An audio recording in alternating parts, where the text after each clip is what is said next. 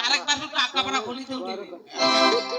পাতা পাকে তোর মারিবে খুলে সাবধান হুঁশিয়ার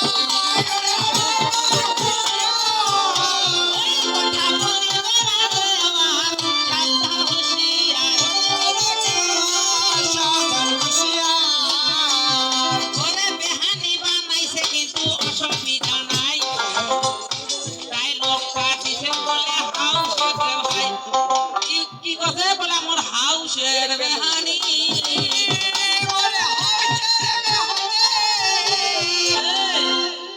এ বোকারাম কিসের হাউসের বেহানি রে হাউসের বেহানি না এটা রসের বেহানি রসের রসের ঠিকই কথা এই সারা বড় রসের দোকান দেখিছে রসের কৌটা দেখিছে রসের ঢোঙ্গা দেখিছে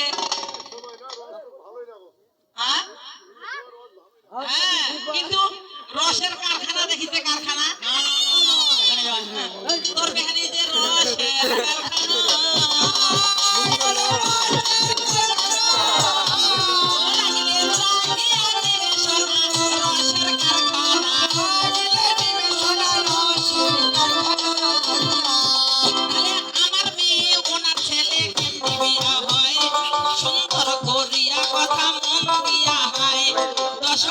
শুনিবে ওই কথা সুন্দর করে বলি তারে দশ ভাইয়ে শুনিবে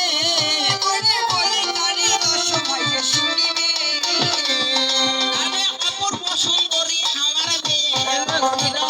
দেবসেনা যাহার নাম তোমায় জানাই বাবা এই দেবসেনা একদিন কি কর্ম করিছে যমুনাতে মাগো স্নান করিবার গেছে যমুনাতে স্নান করিবার যায়া কি হইল কেশিনাথে তত্ত্ব একটা আটক করিয়াছিল এই তত্ত্ব আটক যখন আমাকে করিল খবর পাইয়া আমার স্বামী দৌড়িয়া গেল যে দেবতার রাজা দেখো রাজা হায় আমার স্বামী তখন দৌড়িয়া যায় কেশি দত্তর সঙ্গে তখন সবাইয়া গেল কিন্তু আমার স্বামী যুদ্ধেতে পারে না গো বাবা আর বরতে দেবতা লইয়া করতে দৌড়িয়া দৈববাণী হারিল গিয়া দৈববাণী দৈববাণী কাকে বলে বুঝেন দাদা বুঝেন দৈববাণী বুঝবেন না আপনাদের যেমন কাইপে আওয়াজ তাই না যেমন কাইপে আওয়াজ আসে ওইরকম আমাদের দৈববাণী আসে আমার স্বামীর উপর দেখো দৈববাণী হইল শুনো শুনো ইন্দ্রনাথা তোমায় জানাই হইল তোমার দাদা এই সত্য বটে হবে নাই অল্প বয়সী দেখো ছেলে লাগবে ভাই অল্প বয়সী ছেলে দিয়ে তোমার যাবে তোমার দাদায় দোস্ত কিন্তু কখনো মরিবে কোথায় পাবে ছেলে এখন স্বামী মোর চিন্তা করি না দেবতারা তখন বুদ্ধি শিখাই দিলা আটটা শক্তি মহামায়া দুর্গা তার নাম একটা ছেলে আছে দুর্গার কার্তিক তাহার নাম ওই কার্তিককে আনিয়া দত্ত বধ করিয়া হায়